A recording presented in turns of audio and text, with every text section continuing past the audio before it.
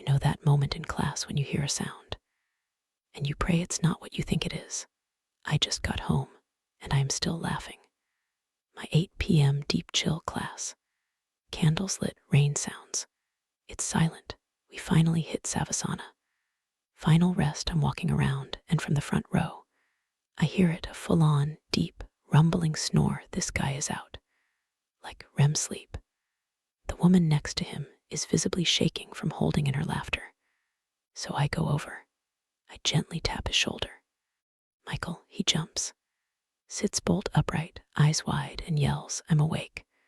I'm up. The entire room, me included, just lost it. Full-on giggles, my wisdom for today. If you fall asleep in my class, that's fine. But if you snore, you're getting a gentle wake-up call and a round of applause at the end. What's the funniest way you've ever been woken up? Let me know in the comments. And don't forget to like and follow.